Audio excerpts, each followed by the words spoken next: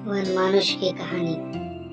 एक गांव था जिसमें वनमानुष के बारे में कई किस्से सुनाए जाते थे। लोग वनमानुष को भयानक रहस्यमय जीव के रूप में देखते थे। वनमानुष गांव के पास एक घने जंगल में रहता था और कभी कभी उसके बारे में अनोखी घटनाएं सुनाई देती थी। एक दिन गांव के एक व्यक्ति ने वनमानुष को देखा और उसे पकड़ने का प्रयास किया, परंतु वनमानुष चतुराई से उससे बच गया और जंगल में घुस गया।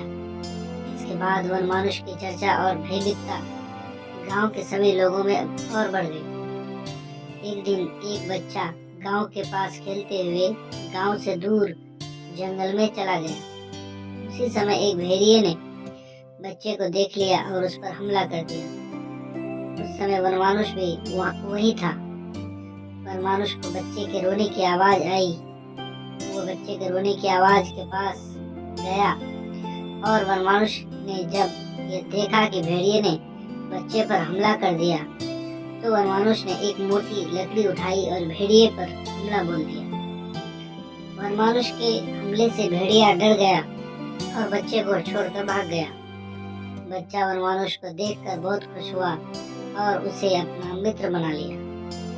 वह रोज उसके साथ खेलता और मिलता था। वनमानुष के दिल में उस बच्चे के प्रति एक अलग ही स्नेह और दया आ गई। वनमानुष ने अपने दोस्त बच्चे को कई बातें सिखाई, जैसे धैर्य रखना, प्रकृति के साथ मिलकर रहना और अन्य मूल्यवान सीखे। बच्चा भी अपने वनमानुष मित्र की सभी बातों का ध्यान रखता और उसकी सीखों का पालन करता था।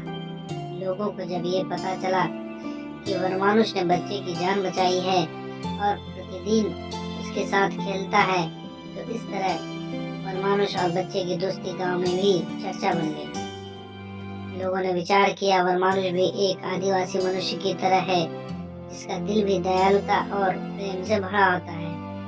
वे अब उसे भयानक नहीं बल्कि प्रेम पूर्वक देखते थे।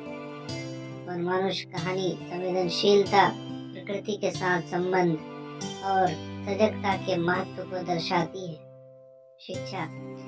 वनमानुष की कहानी एक मूल्यवान संदेश प्रदान करती है कि जीवन के सभी प्राणियों के साथ भावनाएं और संबंध होते हैं, जिन्हें हमें सम्मान और प्रेम से निभाना चाहिए।